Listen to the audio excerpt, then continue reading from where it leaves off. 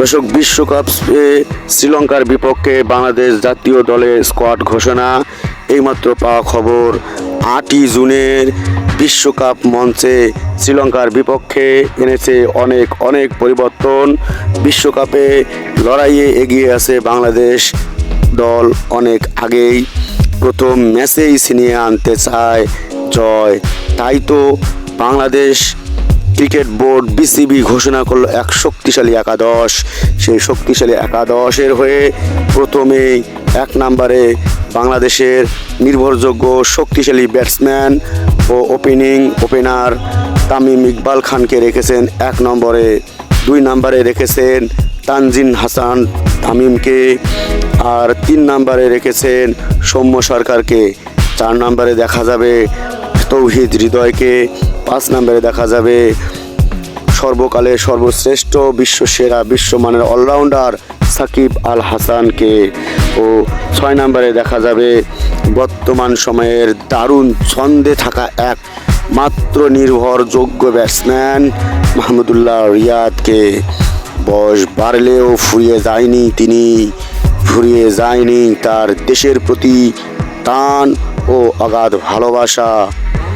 দর্শক, 7 নম্বরে ফিনিশিংয়ে নামবে wicket keeper cum batsman Zakir Ali Anik. বর্তমান সময়ে আগুন ঝরা ব্যাট করেই চলেছেন তিনি একের পর এক।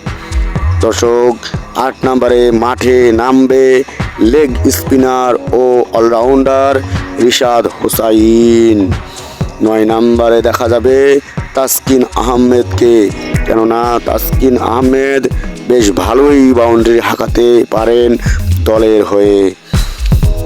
10 নম্বরে ব্যাট হাতে মাঠে দেখা যেতে পারে মুস্তাফিজুর রহমানকে, আর 11 নম্বরে খেলবেন তানজিম সাকিব।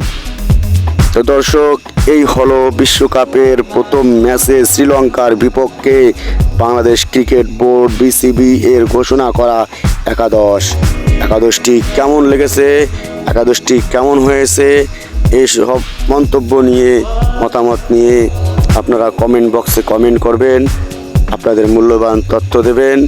এবং দয়া করে যারা এখনও আমার এই চ্যানেলটিকে সাবস্ক্রাইব করেন নাই, নতুন খবর আপডেট পাওয়ার জন্য, বিনোদন পাওয়ার জন্য আপনারা অবশ্যই এই চ্যানেলটিকে সাবস্ক্রাইব করবেন, লাইক করবেন, কমেন্ট করবেন ও শেয়ার করে অন্যান্য বন্ধুবান্ধবকে দেখার সুযোগ করে দেবেন। Thanks for watching this video. Thank you. Allah হাফেজ।